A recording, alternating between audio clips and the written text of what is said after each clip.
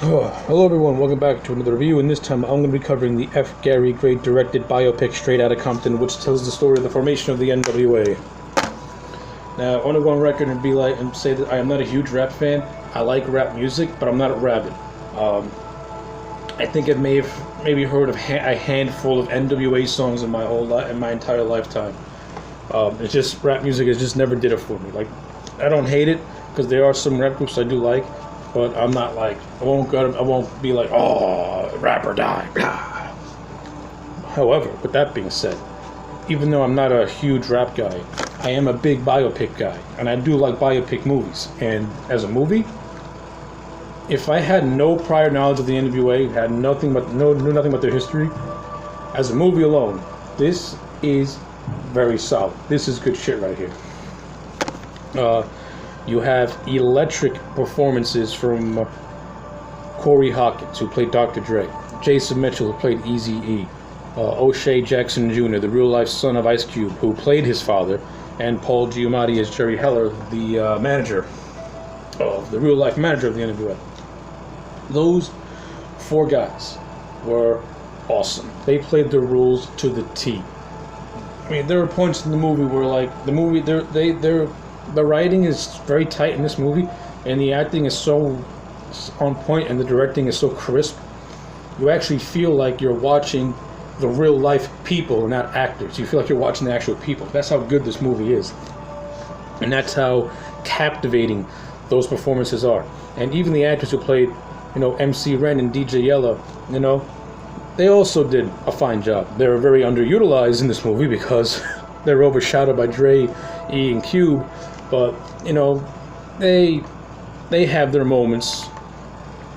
They have their moments, even though they're very overshadowed by the main three. I like the fact that, this thing pretty much stayed true to the core story of the NWA and its history. The group was formed in Compton, California. South Central Los Angeles during the late 80s. Early 90s, where racial tension in LA was at an all-time high, about to reach a boiling point, which it eventually did in 92 with the Rodney King riots. And the NWA is a product of that environment, writing these lyrics that reflect just the life they experience every day, like police brutality, drugs, everything running rampant around their area.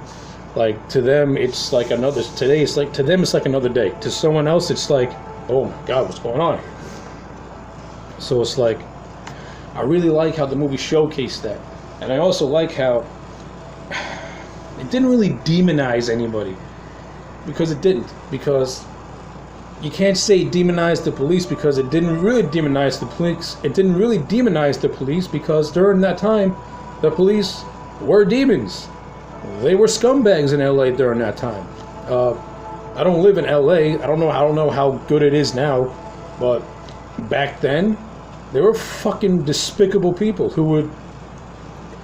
If you're a black man or a black woman in LA and you're just minding your own business, just because of the way you dress and the way you look, they will attack you for no reason. And that's just how fucked up this shit was back then. Again. How it is now, I have no clue. Like I said, I don't live in LA. I live in New York.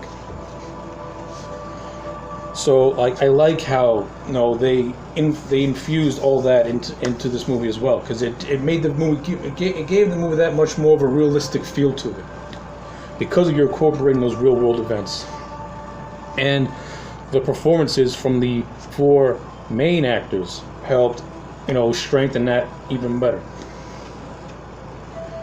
Now, this movie has a lot of really strong scenes as well. I really like the scenes with Dr. Dre and Suge Knight, especially near the end of the movie, where Dre pretty much tells Suge that he's out because after he sees Suge just becoming this after he sees a lot of just over the top violence this man would do, seeing Suge beat up some guy over a random parking space, and then while Dre is and the actor who's playing Tupac are working on songs. You got Suge Knight and his cronies are in the studio having fun, shooting guns and humiliating people. And Dre's just like, fuck this shit, I'm out. So I like all that stuff too. I like all that stuff. I like the stuff with Eazy-E and Jerry Heller, and how Heller is pretty much, you know, really smooth talking E and almost like seducing E in a way. But at the same time, you can also tell that Heller does care for everyone else, because he does. He really does. Like Heller did not have to put his knowledge of the business behind these guys and help raise them up to the ground, help elevate them to a more national platform. And it doesn't really fully. And I know this movie gets criticized for demonizing Heller a lot because, well, guess what? In real life, Heller did do a lot of shady shit that eventually screwed over these guys, and, you know, planted the seeds for their dissension and eventual breakup. So it's like, you know, and on one hand he's doing good, and on the other hand he's doing some shady shit. And I like how throughout the entire movie, so Paul Giamatti still plays Heller as, you know, kind of sympathetically in a way, because there's also this really good scene where, like, you know, Dr. Dre has like an argument with his girlfriend, and then they're meeting, and all five guys are being shaken down by the police right in front of the studio where they're recording a record. And then, you know, got Heller coming out to the defense and saying, like, you can't do this, that's police harassment. You know, standing up for these guys, because, you know, Heller doesn't see them as, you know, hoods. He sees them as artists, and that's what they are. They're artists trying to, like, put their art out. And they're being, you know, harassed by the police. And I like how Heller came to the defense. So, you know, that's why I said where Giamatti played him very sympathetically, because, like, Heller's not a racist. He's a music producer. Music producers, you know, do shady shit. So I like all that. I also really like the emotional scene where Dr. Dre finds out his brother was killed, and I like that whole bonding between all five of them, where they really come together as brothers. I like the scenes where they have the eventual split, and they all go their separate ways, and, you know, they start doing disses on records and stuff like that. And I also like how E, near the end of the movie, was reaching out to everyone, trying to like calm all the tensions and pretty much become friends again and get back into the groove of things again. I like all that. Of course, it also raises the questions, you know, at this point in their lives, you know, Dr. Dre was a top grade A music producer, having worked with Tupac and Snoop Dogg and stuff like that. You got Ice Cube, who was well into his movie career and had released 2 successful albums prior to that. You know, what would have happened at that stage of their lives if they would have came back together again? Now that, you know, Cube and Dre were like becoming mega stars as solo acts, what would have happened if they would have took that star power and brought it together? We'll never know, because unfortunately Eazy-E passed away because of AIDS.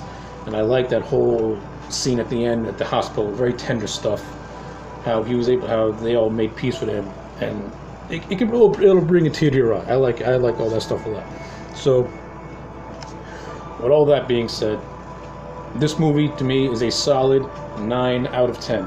I like the performances. I like the direction. There are some characters, particularly Ren and Yellow, who got shortchanged in the character development department. They're just like there, which is unfortunate.